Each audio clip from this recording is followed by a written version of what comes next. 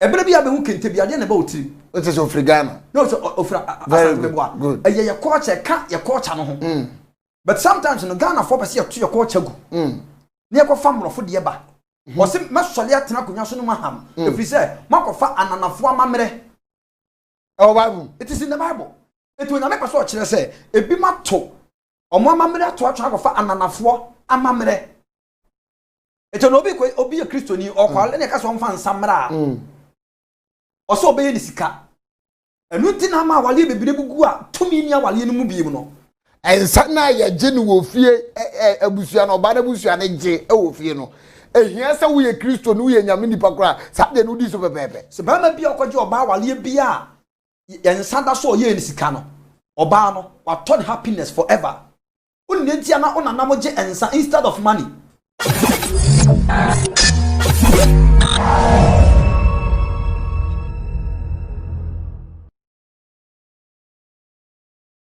Abusuafo yasa bebie Kumasi Online TV for ni kese a wiase twatwire obia amane hunu de yekoso wo wiase adifo a nyame ma omo nsua hunu ni nyansa ne nimde a omo kire wiase de yekọ ne sa ne nti ene wiase nyina te yase na omo ne yen ene edi djuma nti usi Kumasi Online TV de obo hye wo kakra bi a usi asofo akuku da manyankopo ama omo nimde ni nyansa omudie ni swade hunu ene die nyankopa aka ede fa wiase ede beda wiase enenso nyame adom yesade mo hye obi hye ne nso medin eye ba kope eno ene Kofi Poku enem ne wo hye sempa na ne ede bro nyoma kodo ya chechire de dobua pa ne hai nyame babi ohobeto benya fa ho die nyoma be koso sanse brani atete na onem nyankopon ese enem ne na ko ba kopa o hye mini ni hye odwuma die yiso a na efie ha woso na afenyansa sem ka no ya topete sa no enam ni nhia na wo nso wo ha no amane eda wo so no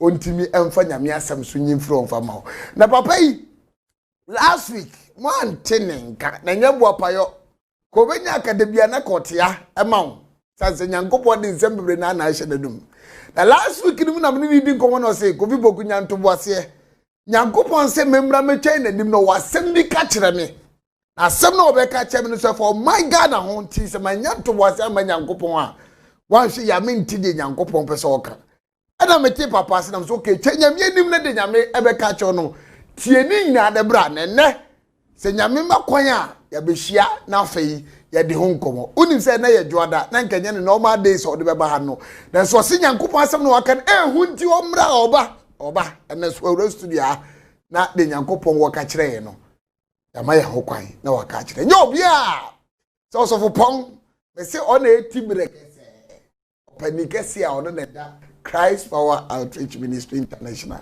eni ba bia say atonsu ginya se Kumasi ya brono nidi ya medakwa Mateus Junction hope no butu ubusa akura wo twemu a hai se nidi na waji ninti ubodin ba kopa ya duberu asode fe nidi any wise man God down so hadi aka nagu friend wise man ba me nko ade ya license dia ma me friend number ono.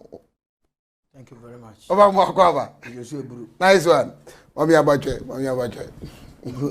Buza. We are work on here. And uni ani gym. Os one pa me ye say ya wan sheda mama smile no ma anye kese no mo say anije ni anije ni wafa Me wa rehu mu pa if you say you wo me manyina duru sei ene ne da pa me rahu o sa ane pa ne da pa me re pa ho me rahu because of near ekoso ewo spiritual realm mani nje baya 3 days ni me ni ani ji nti ebi mbehwe a o mo frem kra me ntimi mpike because me di me kra mu apini sugu me kra mu me ka sakra behwe abun so mani su ata yeah ma wo se nsu ata woni ase because of eniema bi a so hu se me sre ma no bet me sre ma koma enipa bi a wo sre wa no twa so sre wa koma but me sisi a me ne ka se me sre ma no a me sre ma koma on say it's a comedians they make you laugh but they don't make you happy. Yeah.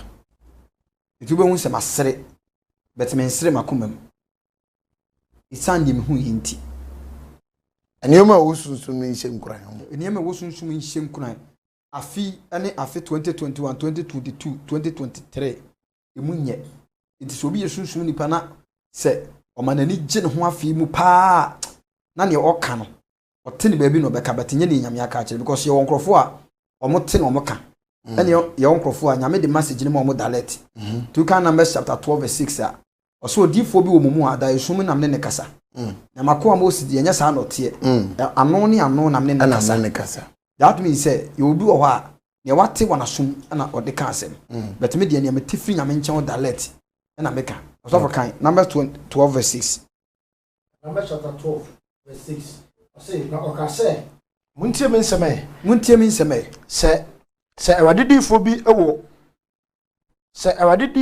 ewo mumu a se ewadidifo bi wo mumu a adehunu mu na mema no hume adehunu mu na me ewade mema no hume daye mu na mekasa mekire no adifo ni nyina mekasa kire mo daye mu enye se makoa Mose etie ene no makoa Mose de onte sa ono na mede me fie nyina ahye ne nsa me fie nyina de ama no ano ne ano na me ne no de ekasa Moses de me sifiri soro badalet ne beto nsa de ne kasa dalet na enye emebumu enye abebuom na ohunu Awurade suban na wahu sane Awurade suban ti Moses nko an nipa otena asase so hu Nyankopon atiko nti ono de omani ye superior than any other prophet and I say omo a this out to me mo so monye prophet ne asofo no na Moses de oda so nkokra Moses da so nko adifo abawiase nyina no obie no a oye Moses ne colleague prophet abawiase nyina no Moses nko a na hu Nyankopon according to Exodus chapter 34 ohu Nyankopon atiko na wo hwe en Bible so sifiri soro ho ba afom no Israel fo bi obehwe Moses animu bia no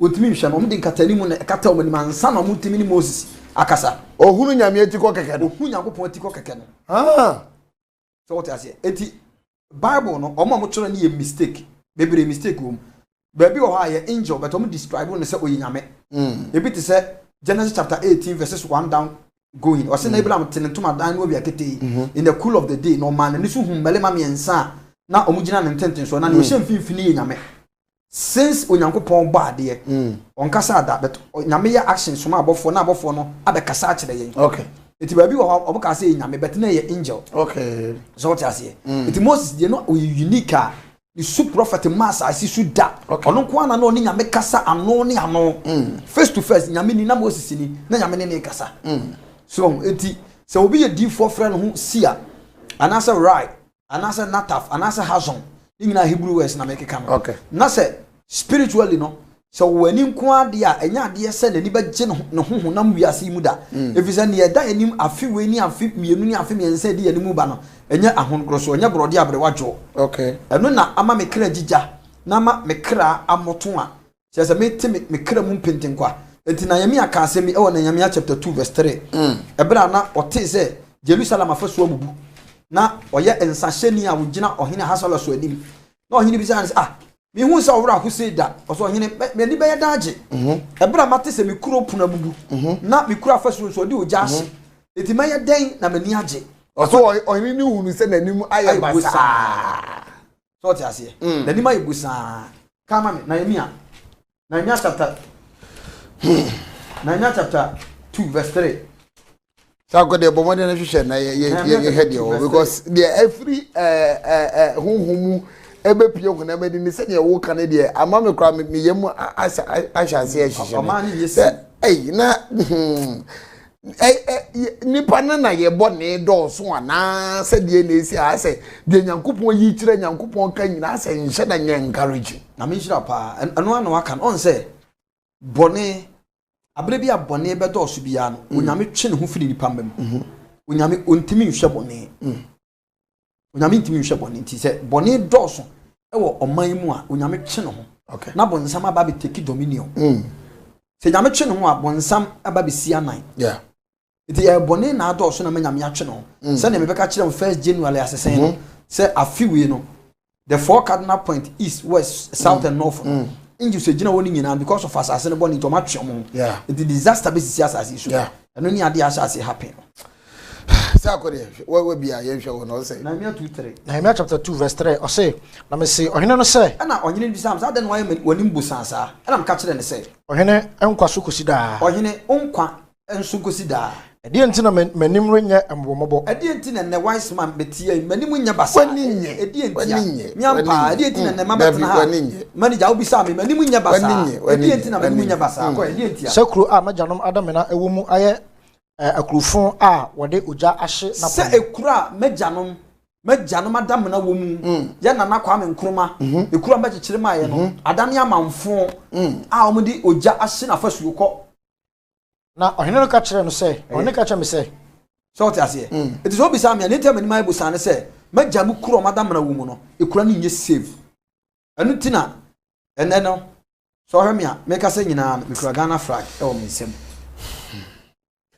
awuziafo baba ma mikura mera hobi although menti asem na eba ne de by anything concerning the nation Ghana I think say oye badwemba na oye Ghana ni nko ade a also de waso mienu no ubie mu ye na utie na ubie wani wa mienu no ekwa akiri na uhwe ni ye because asema fa Ghana wanya asempa de sebe ye nyina ye timbi watu kwankra na wa abontia wabusuafo wo mbitie wo say ejaya sum ni ye ni hwe ni han ni tie ni ye pa ni ehu de Nyankopon na papa so ba be ka kire but shade so kuma so online TV no we go so ahwe no me need the wise man God so dodo na friend wise man me friend number 1 ene de one say ya one kasa wo mpe but the Nyankopon nam so ba be kanie me kai the first day of the Ghana flag ewura ha it was the same thing because me wunu no da saw the Ghana flag so the first time I saw this man here in the studio with a Ghana flag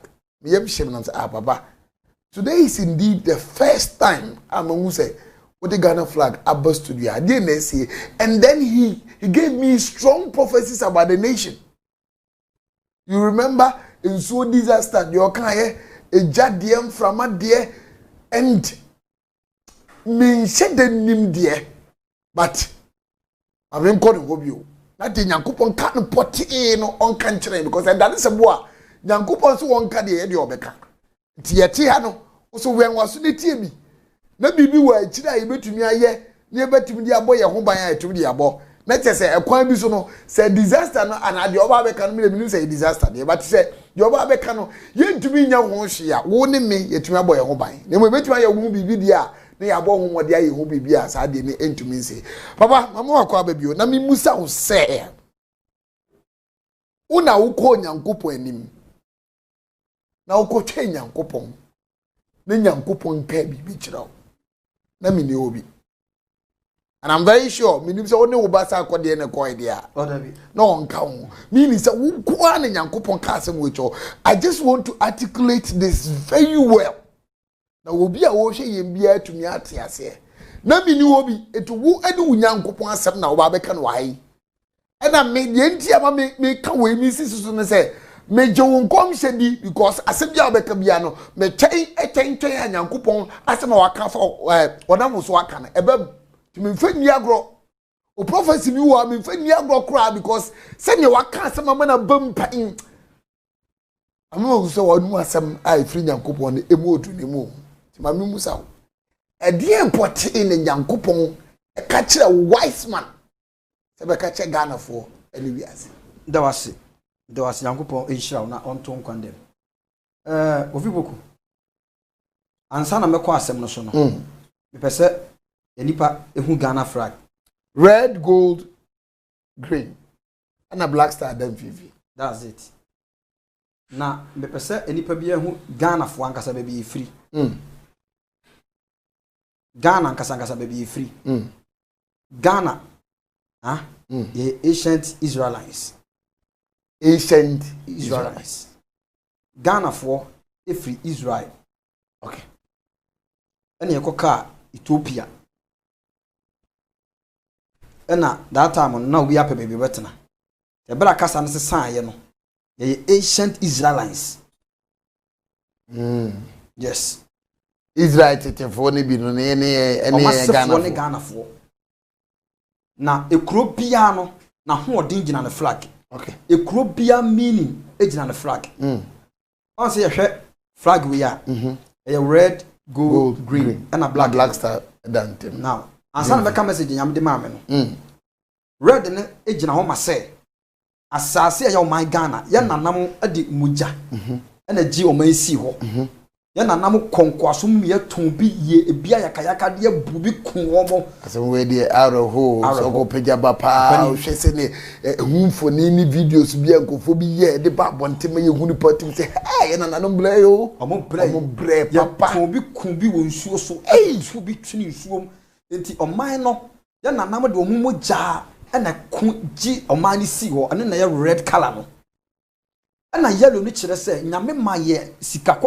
kokko ye gold enti o man no yellow no e kasafa ya bana bo ho say onyame hira with gold asase mu ni pa nyina nyame de bi ma ye gold ya France Gold Coast me kwa yeah fine enti yellow ni gino ma gold ana green no e gino ma asase from yeah so hwa Ghana hampa ye timpo de body to a e be fifi onyame ma ya asase from that is the green and a black no so ye abibima mu nyina Ghana for na ye star ene ye nsroma that's it enu ntina se dwumadie bi koso na Ghana ni bi damu a odamu sononko se e world cup kra na ye bona Ghana for mu a attention nyina awo ye nso efi se abibirem ha nyina Ghana for damu sononko efi se the ancient Israelites okay aya account for asante akonwa no efi Israel. I don't want to go there na on my like this nyame ama isika kokko nyame ama ya sase from na nyankopon so ama adam sunku abibima mu nyina mu no eye den ne me ka so on my ne mapa we nyina chi me wra ho na ade nyankopon yi chiram last 2 weeks me ka kire mo say eye MPP party no so on my nyina mo amon ya 3 of them will die, they will go now enye se me hye ewo ho koma na manage prophecy has to come with awareness. Yeah. Every time you prophecy, it gives you awareness. Emma would down say, say no bonye for na say na nyamiaka. Timami e ma hu baby bia nso abebo obra nso ayden. Afa. Okay. It is obi kwatena so ne dan bi mbom pa ne nyamianka sa ne ho a. Or so o use iPhone 11 Max and as iPhone 11 Pro na only SIM card da so. Any other day. Na the other day because what is a prayer? A prayer is a communication between a man and his God. It is obi fansa no jibuso bonsam di ana oje busum di no fansa ka se twedi ampon kwa me ensani asase ya ensani a no obi ji so wi a form of a prayer to his or her God. Okay. And I'm so be ginanam ka se awurade nyankopon. Awurade nyankopon I have to be specific.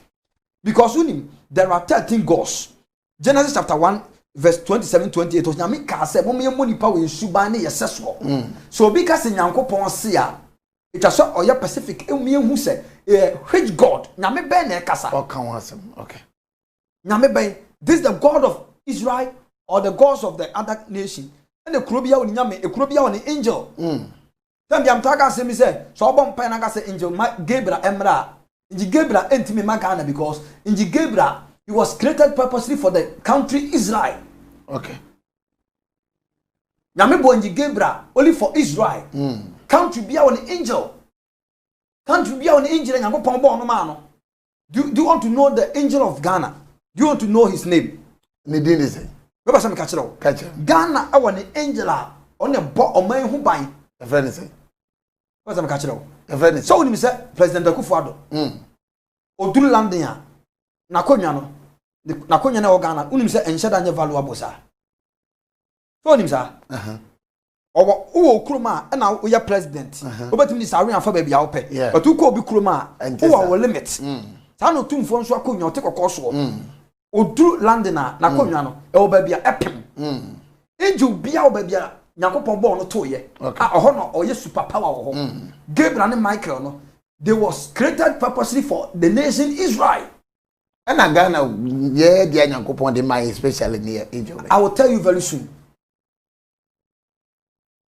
The demo duana. The demo do. Na the demo so ye come we be kura the nipa bebere so omtete ya. Ebi akura mpo no, dey kura de wo kura no. Ebi ana oni nje ne kura din yepe. na chidi ana say de dia o say na o siki ka say yeah wa ha bi ni ade chidi When you say God will judge you according to your culture. Nyankobo bebu ya amamre na ye edit ana na nyankobo bebu ya ke. If you destroy your culture, you can never go to heaven. Aba. Na de ya say one go twist ten ma adwene mi ene wo amankomodie na ye. Ye ya amamre na ye tim wa no. Tie mfo ne se bia ye te akamam. Ana ye nim akamamre. Amamre no ye no akamam mu no se obitimi ebu so ana wanhwe amamre ni ye a heaven grant it be born. It will be born. Because God is a God of culture. Maybe some say India form dress saying. It will be a musha yo no de bibia katakata o kon ni ade near the point bi ni ade asisi o ma. So we China for Chinese for dress saying. Chinese. Omutu ade mutimi ye na bottoms na bi wo ha na bi wo ha na bi wo ha na bi wo ha na bi wo ha na bi wo ha. To be no ma shetintintin bi. The culture is very important. Who Chinese ni who say your Chinese ni na say who. Ohu ano. Because bibi that son Congo na mamre ma say when or Chinese ni. You misa say so be kono Ghana ni a ade na ma hu. Ebere bia be hu kente bia ade na ba otiri. What is Africana? No, so ofra good. Your culture ka your culture no ho. But sometimes in Ghana for person to your culture go. Near go family for the eba. Was it masole atena konwa so no maham. If we say makofa ananafo amamre. Oh Bible. It is in the Bible. It will not make us watch say ebi mato omo amamre to atwa akofa ananafo amamre. It no be obi a Christian or kwale ne ka so mfa nsamra. Oso obeye ni sika. Enu ti na ma wale bebire bugu a tumi ni awale no mu biem no. Ensa na ye je ni wo fie abusua no ba na busua ne je wo fie no ehia se wo ye Kristo no ye nyame nipa kora sa de no di so pepepe se ba ma bia okoje oba wale bia ensa da so ye ni sika no oba no wa turn happiness forever unne ntia na onanam je ensa instead of money dinta unne ntia because eye wa mamra ba bia nyame do beto ye no eye customer ese wo di so na awale no ema awale no ahohum timi back awale no na se nkofo bebre na aka se nyankopon so ompensa nti se ya beduru ba bia ya beti nyame so mase a ensa ne nyoma nyina yenyifra awale na edu ba bi na God of Israel no monsa sani adam beko tu kire wo the kai pass o yi ba ko bi kire sort ase edu ba bi na God of Israel na oteki akoho twede ampo nyankopon me I don't want to go there ensa no kra no ye Pacific people bi ade mo wo mo and blood group na nyame ache mu for no so we O positive na o tai no makoho a wo nyina e be dane toxics aba be dane stroke cancer betre oni paduam ya wonkofo bi wo ha nyame asem no etu am sa o say this is a true saying if a man desire an office of a bishop he has desire a good work a bishop must not be blameless a husband of one wife not take alcohol eti alcohol nkasa nkasa ni wonkofo bi wo ha they have forbidden not to take it. Oh, okay. Okay. Eti enipa bia no wa mamre ba bia nyame de okoto ye no. O ho amamne ni twa so hwe ni ye. Men ka bo so asem. Ekwan ya fa so dresse. Ekwan ya fa so ye nuane. Enu ti na country bia wo ni nuane no. Na woni ma de ba kunti a coronavirus e kumrofo no sa. Edai. Aduane no mu di no. Eno ne ma moa na hoode mo mutimi ku wo ya de dawadawa kwansusha eti ya culture na aduane ya nanam di ya beto ye no eno na ye di ma ya hoode ma ya ho ye dene and ye tu san aduane nyina gu that's why we are dying early and you have a western culture, western language, western food, western attitude eti ene obi ti ha America ni ti ni krom be ma abo na so mienu ti ni krom a obi ti Ghana pese obo na so mienu so tra Ghana that's it obo so obo na so mienu tra Ghana ebra ba bia na me do ba ye no culture na nkire sa so betima ye sa because ade we na aye ade ebitim adwene pa se ade ntina ye amrofo no ye ma obo kwan emo mutimi bo aso bo kwa aso de dem o na obi aboniti be ma minim sofu bi kro preach o wa boniti abonasum no o kasa kire a crowdy congregation ano no uja abonasum no o kasa kire o mo so then I said to myself say we be dey na etibesi wo Ghana na sofo bi aboniti abonasom na ojankofo be adom bebre anim so o preach ena ma wase ma mika o kan mate asese culture no so play a major role our Christianity because no so nyankopon be gina so aboni party nyankopon be gina so aboni party feast bebre e wo ho a e Israel for culture enne ye nyina celebrate because of colonials na obi culture no e bia be so yeso ye Christianity nyame soma ye Israel for dio etu nyame soma Moses no say I am God of Abraham, God of Isaac, God of Jacob. Nyame ma Moses said there are so many gods. Nyame ye specific. Say Moses nyame kora won soma no. Because there are so many gods. There are 13 or more than 13 gods. It's young money power subani as so so. Nyame ni angels enye nyame ni angels na kasa. No, the other gods. Okay. Na kasa. Na okazemi about asomade. Bema bia odi asomade se na som bia no. Spiritual law no. Oyakoa. Okay. Oba bia odresse e de anglet eto ne na bia no. Spiritual law no oya prostitute. Oya besini. Oya besini. Eniema bi ho a yente ase akoya se ensatea we a ya de ring hye no. Ring unsatea bia de ring be hye bia o ni meaning. Okay. Sa obi de ring hye ne ha ne nsaketoa we ya ase kire se me da hokwa ne emenya bia no ba ma bi obebe bia no oba bi obebe bia no me de me yo ho adwuma. Ana ensa we yakoma entiribi so ensa we mefa ebe so yakoma no. Ensa we ya fa no marriage finger anasa love finger. Okay. Enuti na se be ma ye oba ho ade a be ma de ring ko se oba ne ensa we. Ana emfimfi ha se ya de ring hye oba be ma e se ring won ensa we ana oba se ring won ensa we ya e kire se I am engaged. Obi adna no ato. Obi de manu ato obi asima wowa. Okay. Eye mfimfi ensa we. Ensa we. Yeah, mfimfi there. Ana ensa we kire se I need a husband, I need a wife. Okay. Afi na mi pebi. Afi na mi pebi, mi ni bi, afi na mi pebi. Okay. So what you say? What you say? Ana ensa we obi the ring of unso oba. Unso oba ana bema e the ring ahye ni kokromoti we ya. Marriage law no opeso kire se me pedefo ana me pe obi oya ahemfo asikafo me oya bema nso me pe ema om ya defo. So obi a opa ne aben. Okay. Ani ye kokromoti. Ani ye kokromoti no. Okay. Eti yansa we ani ye marriage law. But eba scientific terms are ebia won meaning. Okay. We ye marriage law na ma kire mu no. Aware mra. Awale mra. Eti nsatea we no. Ba bia de ring be hye bia ka bibi. Okay. Obetim the anglet to 29 on tia se no de ato. Onu say for life. Spiritual law no you prostitute. Okay. It is in the Bible. Isaiah chapter 3. Isaiah chapter 3 verse 16. Otofu bi any time. Isaiah chapter 3 verse 16. Ade ba kwa ya na me de pe wasem because unka wasem sa akeke.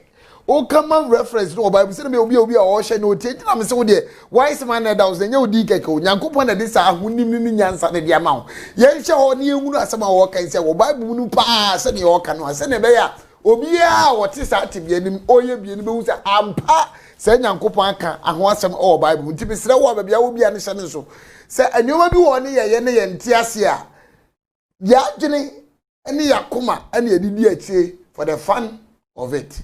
Are bia yemu se hu se etia emra etia nyame ana ena wise man tia woni edi nko papa yenko Isaiah chapter 3 verse 16 o se ema ahantan for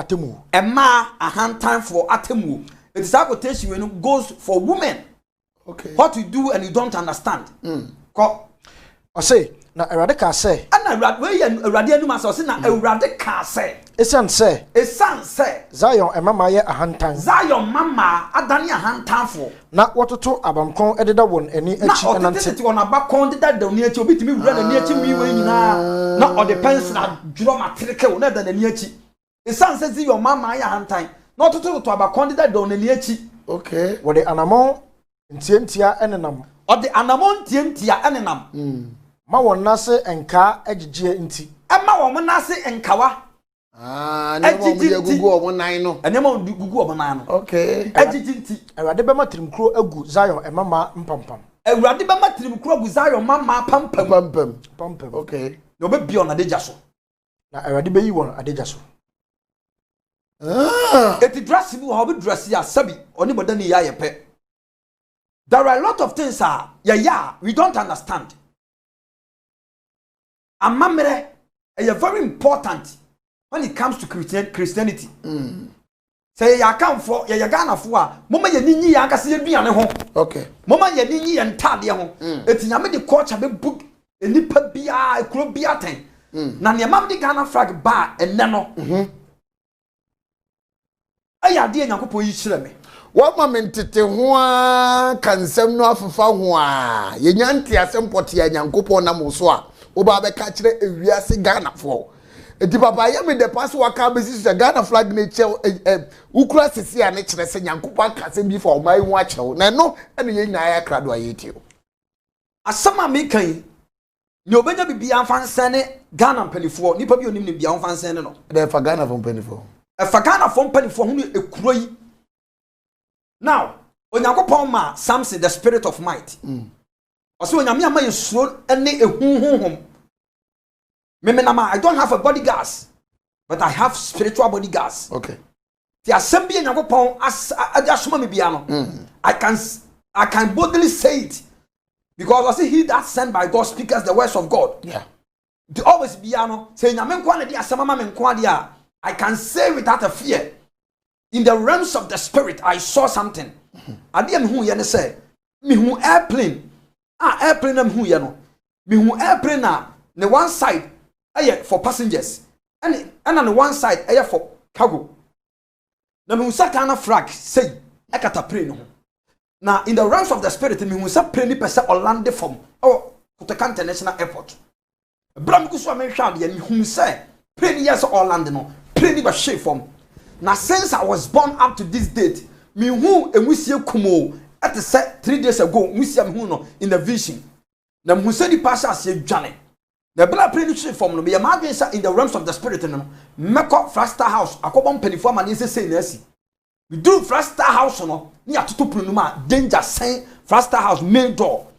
Na me bisa angela me ne adwuma ne say, what is this? Na angel ne ka kire me say, pray na hye ase ni gino ma o my Ghana. Na memfa kokobo emre ya nana President Akufo-Addo ene na pamfo say they should not try to open the border because premiership from no the people within the nation. COVID-19 is going to be increased in Ghana and it will bring a disaster. And only airplane na a same na ship from no na mu say emu ni panyina e fa ewu kakra bi na survival but no my wounded. Na asama nyame se memfama Ghana mpanifo ne say they should not try to open the border because COVID-19 coronavirus eba be ye the level no ba be high in Ghana. A lot of people will lose their life and a lot of people will perish through this disease. Now Fraster house na me who say danger sen wono. This goes for Ghana mpanifo. I repeat, this goes for Ghana and Penifo. This goes for Ghana and Penifo. This goes for Ghana and Penifo. Now, me who say Ghana and Penifo, they are going to die one by one with the disease. And it's not a curse. The sickness is going to kill them one by one, one by one. Then Opa and Namika saying, if nothing is done by this, what I'm saying right now, you hear and you see. Sir and Penifono, only the devil's target. What do you mean by Ghana and Penifo? Because Ghana and Penifo, the free president so, and then the Juma 4, and the woman, or Motanasi, a boy man who are kunta, or who was an American. And you are making emphasis that you are not able to make. Yes, so they should protect themselves, they should be careful. And they should be prayerful. And as some American, I am saying without fear. And God told me so I should tell them, say, the president of the state and his ministers should declare a 3 days fasting. Me say, and we are for the nation, but this for themselves. Okay, Penifo no. They should declare 3 days fasting to pray for themselves and the sitting president. Ebia also be say what is it? And I won't say Nancy say don't go because of COVID-19 na waba bonti be kasa say. Obi be kasa dey. Say Nancy say John every muko because of COVID-19 na what studio a wo ma wani aye dindindin kasa mpanifo no be come Man say John COVID-19 dey kun no. That is what everybody bonti. Mpanifo tena se kan say me say obi nka say puduo enhye. Na ehye be dini jo. Ehye ye be dini jo. It obi nka say ensi but esiwi a na mahu say you obi die tina mabetena me kasa ade na because asema me can nobody is going to pay me obi na o ma sika and I am not saying because of fame if it is fame by the grace of God. Oh, na me adom no de no kwa de nko hokra because they go for wo wiase afa na nyina na ehwe utie wa asem o. It even is about fame there you have it already. That's it. Yes. But in American me kan ko jisika. And I mean ka say omumra me ho ya wa asofo mpanifo okrom a ya wo prophet owusu bempam wo ho ya wo salifum wo ho ya wo asofo mpanifo donkam wo ho isunana abam wo ho and mpanifo no declare 3 days fasting for themselves because they are the devil's main target right now. Nye wawu no mpanifo say nye asi no asi atwam na ne aka no ya baba ho bai. And this is the message that God gave to me 3 days ago for the nation. I see disaster na mi hu no. Yade no e magana temamufo no fa yade no trasa.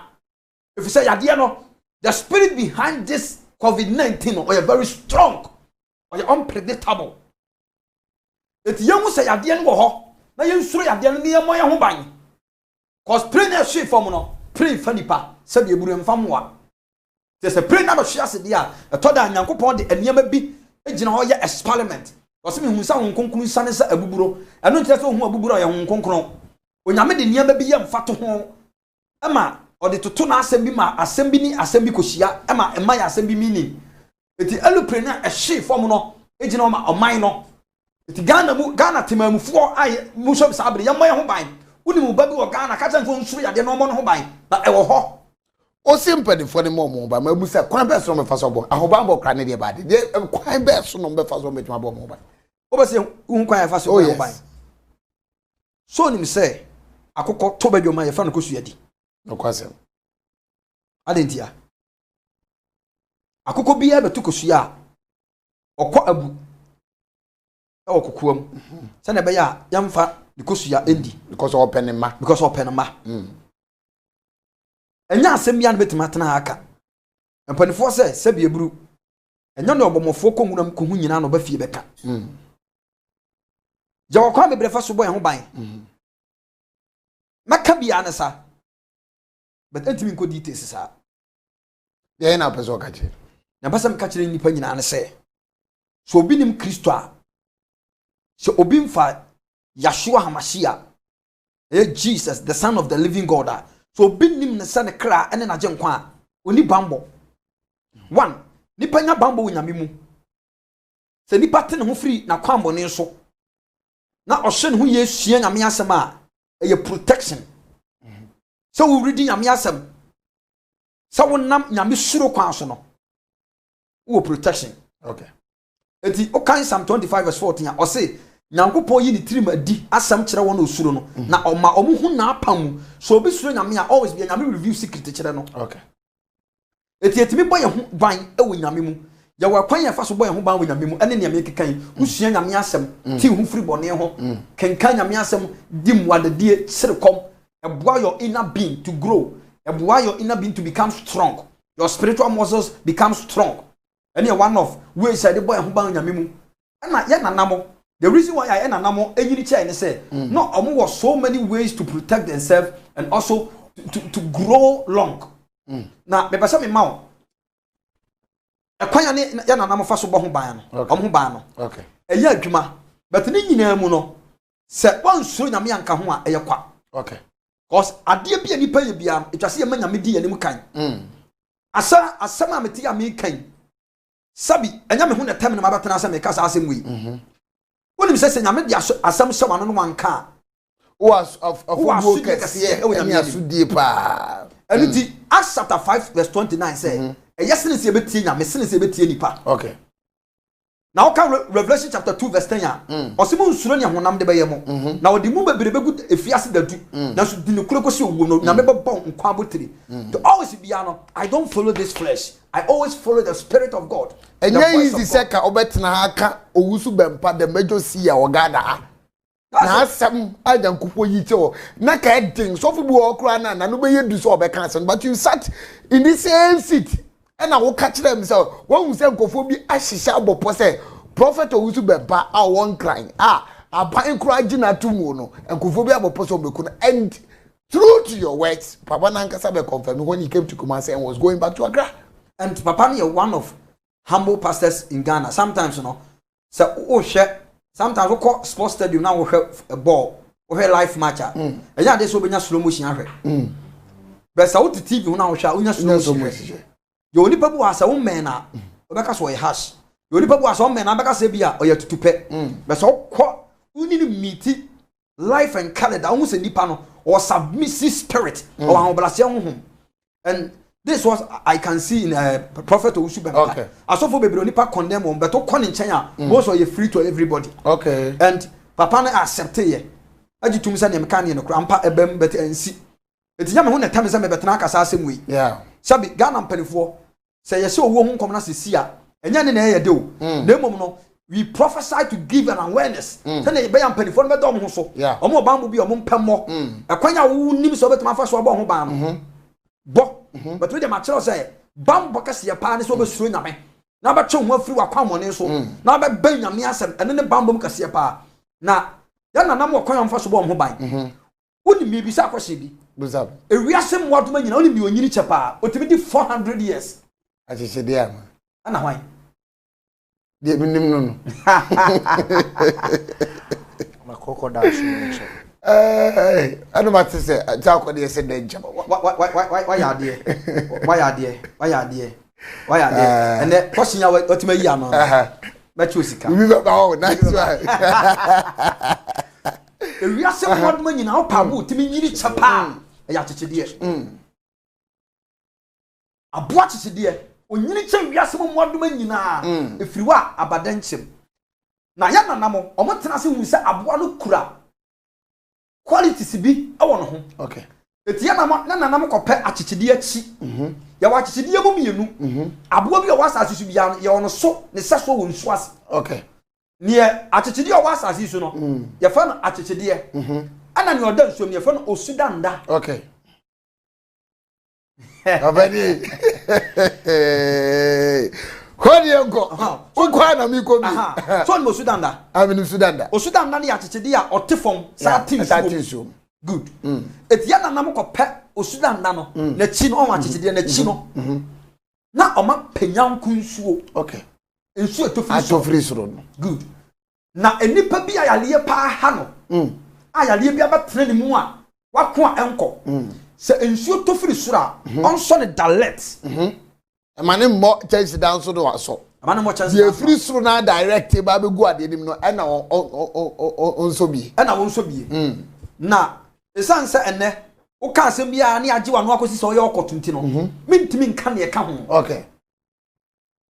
So what you say? Mintimi nka ne ka ho because obi ani wa oda ne fie mpa so a doctor edi BP ade a chiri BP abechechere nsa se hu BP aso to anamon ebinsi da good enti uso nyanku nsuo na ye bedi nkomo na ma kire wade e ka ho a de fra na ono ma twase yale ne ko yare atran so ache pa no chronic disease yale atran so ache wa ko enko no wo hia nyanku nsuo hwe wonim hospitals a o ma diagnose din fidi akese aye sa yare we nkofo de ba betra fie na o ma hunu se ba bia dun the last of ni owu ana wo se sa chronic diseases ni na never dey achichide achi ni nyanku nsuo me say achichide achi ni different matter me say ni o yale onso nsuo ye nyanku nsuo na esanse na o kan se bia so ye okotunti no ati de wa eche de o mfa nka e bia na ne sofo onim. Okay. So far as o sofo ni nim no nkire se eni ho. Okay. Good. Eti nipa no from ma kire wade a ono abenya bi wo ba bi owo bi account bi a obi no o de afra no aboso mpa no anom ono ne sa continue sa 7 days twase yale ni free ni mu enya duro nyame nye wicked god se de bi mu preach a blackmailing yakopon no ate ase pa na ya nanam hu se achichide nyiri che eto omo post na nda na chi ana omo de nyanko nsuo agu achichide na chi na omo de edua bi esi aye nyina nim de efe no odum okay na omo de odum abena ahye achichide nsuo no ewo achichide na chi no na omo de edua ba bi efe no se odi aba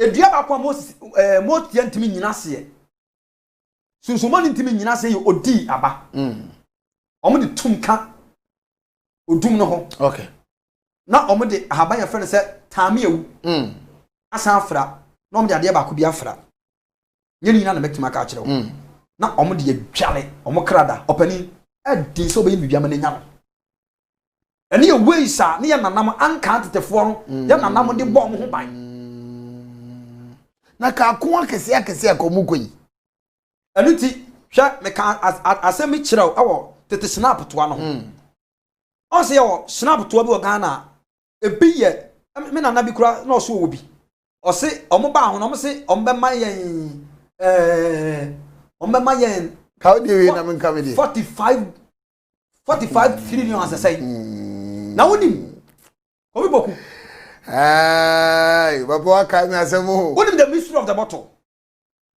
na kanye nwanwa obi hia me ka kire me se osere mi a opade bi me momode am make research nko deep na me pesa de ma no mi ko tie ni komodi a tete snap bottle green ni bi pa ano de na dudo green pa ano ope bi me momode na se minya ba ko pekura de ma no mi sika mi menya no aye almost be 20 something billion ko fi pok ka no hia ntam kwan ate na bisa won se aye den na common na toa etimi rate sa amount of money no and I am here to tell you the history and the mystery behind it. Okay. The problem is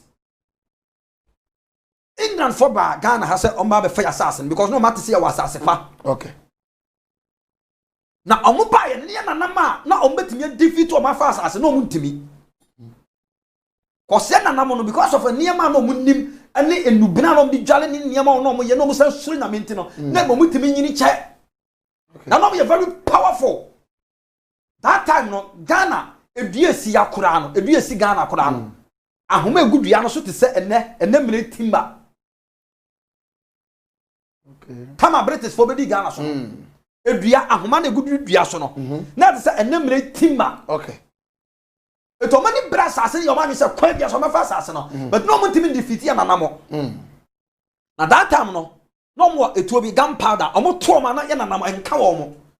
Ana mo ye inquiries who say ya nanama bi wo mo ho eti enipa no mrofo ne half sa call back to England ana mo de red mercury black mercury aya sa to ano okay when you say spirit bi so red and black mercury bank bi ebi wo ho ship bia no red and black mercury kwa na aya se ma alupre bia na mo we bia no say red and black mercury nima alupre no demons be crash na ma na to fom. Okay. There was spirit who found the spirit of Astodoth. As had the spirit of Astodoth no. And it been a Solomon akwaji ye. And it been a Solomon kodi achire. 2 Kings chapter 11. And the Molech. Abosom bi omo ya powerful. Omo timi chisika ma anipa. Solomon ko som wo mo. Na sa spirit the spirit of Astodoth no. And as a Molech no. Omo wi media no omo no omo shim sika eti bank bia no sa red mercury ne blood mercury ne bi wo ho enya sa nko omo chiska ni nyina afiri ho eti omo de red and black mercury ne ye sa to ano eya tete snap to ano okay ana omo de snap gum ana omo de bag Ghana eti omo de bag Ghana no meka kire ye mpanifo se instead of appetition when na yansa papa that time say na ma be wo mo ho ututu anto ya ya santo a hwe konfa no chi na ye Ghana for ne very powerful yeah eti ya na nam no nsa no wo sa snap to anum no na spirit na tete o mu nyina tutu coin because of the red and black mercury okay sana history ni je sana history the reason why ya to an be ka Ghana ha na ma kire no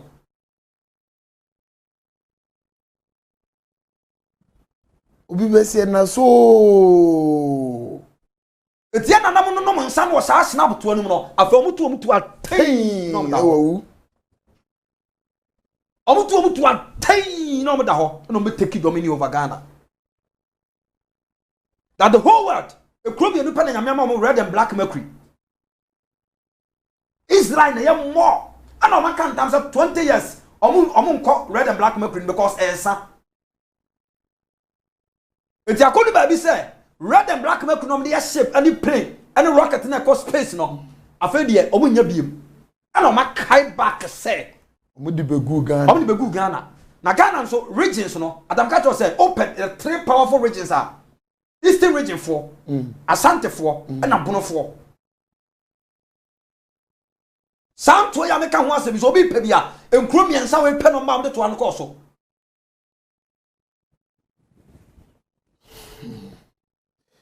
This man is not only a prophet but a historian. Osiande. Yanko. Na kofi boku. Etoa ne yahobo for.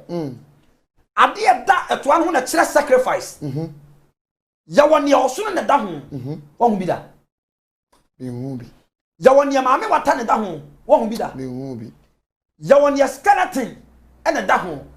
Ano so mi hu bi. Wo hu bi da. Now se ukonya tete snap to no bia niema me wata eda ho no the sacrifice you show lie okay ade bia se nsuo na nya involve mutimi di shika ne ta okay ana ne skeleton da ho no ohia human sacrifice okay ucha enipa moja na de card ye na ebe so fe ayative mutimi di okay ana ne osono da ho so ye animal sacrifice okay Eti atuano so obi hwem se sia asema me kan I know what I'm talking about cause me being wise man no knowledge can be quenched knowledge can finish to always be I always acquire knowledge from people who has grown enough okay nipo kan se we kire me no sa bi ote ase wodi fie 140 years on the kan sa se me kire me no wonder. Wadi nchinache. Eti akoduru ba bia pray na ye ba no. Red and black mercury na shorto. Tinade yes back. The omudi be go hadre so so badon ba. Sa be se de nyina sa de ko. That's it. Enu tro mu twa abo botene kese de to so se wa benya ba akokora ba no. Be disika we. Na wonya ba ko so ko na omudi ko aburuchire. Na ekromaska fo be bre ska omanya nya kokai omu misiri ni saade no okay minim krofo bi wa na omu ye tobe ogana ha omu hu saade na chintem no omko obuna afo ko isti ko sisa bia akomam emerewa ne sika gege ye eto omu sika twitwiri di omanya nyina no ye misiri fi ho na onim se wonya ba akokọ na uduru ba bia ye ka ana airplane na de sa to ba ko duru wa omu na ne to na ebe powder form ko atrema ebe ya alupre be 20 aka se di ntina omutim diska ska kontene kakraka sa to aketo no ai Samu na tie Mama mesuma tie m etini ya no ton 40 billion wo ho no o de kwa 40 billion sika obey times 3 a peanut na den na katwa ba ko pe ya ma 40 billion asama ka o sama ofie ba ko transako major professor wo Ghana no wo ka ho bia na major prophet wo Ghana me nka se be ka ho bi empanifo se bantia enye gya na be kire ana se wo pe odi fotrofo a edwomfo ma na ni odi fotrofo amba na am ka kire wo obo mu di gya odwom no o pe di fotrofo krom a edwomfo ma na be kire se wo afi nyame ana wo afi nyame etimi nka kire mo se me major prophet ade ba kwa me nya bi da no eno na Elijah ko kan Nyankopon se wagye ni mo nyama fa wo so ni se adwuma no ntimi nyame wo bav wo adifo bi wo nkoto bada wa bra be se da na me bi meye o ka che ho o ka kire Elijah okay I don't want to take the credit asofo mpelifo okroma me ka se me angel 1 Ghana ha no Ghana difo nyame nam da no e basa ma break spiritual protocol because once upon a time beto prophet Owusu bempamo beto prophet Salifo amakomo beto kakrabedi mo beto adifo bi ha it me metena nka say is to the nabanom me a major prophet but bancha enya no esija so ale behu I was for the ding at the wise man God done so ka ho bi na the ding wise man no kura mu oduna God unima akohe prophet God o Bible mu na ngomade ni senchani a wo ye o Bible mu na wo betu wu say ensem na wo ka no. It's not just a fluke, but Nyankopon a dingy nimti any nyansan de adom no. Enemrem on the also who say or a part of the major prophets. But to me, to others, Amosha and Winim said nothing more do. And so we can finally say he's part of the people that we can confidently and boldly attest. So or can major prophets now. This more do na and my bottle, especially the one that has to do with the mpanifo na omote Ghana kunyaso no mudi. It is really sad. Sometimes you can see ya atemdidi be french aba no doso. And for be dia times muti. It was anesi. Obi bakuti. Maybe my prophet you should switch the comment off. Because when God says yes, there is no comment. So what I say? When God says yes, there is no comment. Your comment will not change the prophecy. You listen to me. Your prophet, your comments will not change the fact that God has spoken. And the saying, I don't need a comment. I say that says the Lord. That says the Lord God of Israel. Adia nyame yi akira me say, men kan kire Ghana mpanifo say. Ewuo hwiren ebe to wo mo nto mo nikra 3 days fasting. Ebra Yona ese nkom say aka enanso wo ahase na onyankopon abese kuro yi no ose mpanifo no teye no o man koyo mo yanyini oso mo do mo ye fruit wo bompaye. I think say Jonah chapter 3 verse 6. Sakure ye ni tentem na ne ya so Jonah chapter 3 verse 6. Tigana mpanifo nikra fasting emmo mpaye mo hu no mabusua afiwe ekrom adefo omanyina mommo mpaye panifo mo krom anyina mommo mpaye nya sabrichi baba lu pre na hwe ase no yino mama ni nyina eti ya president emane miye boda no cause the ways is not safe. Ko Jonah 3:6. Jonah chapter 3 verse 6. O say na some no duru anyway ne enchen no. Eti prophet God asem duru amampani ni ne dom enchen no. O so free na jaso. Omo sole free omo jaso. Na oyinimguso egu ho. Na omo yi omo ngusu egu ho. Na ofra entuma. Na omo fra ntuma.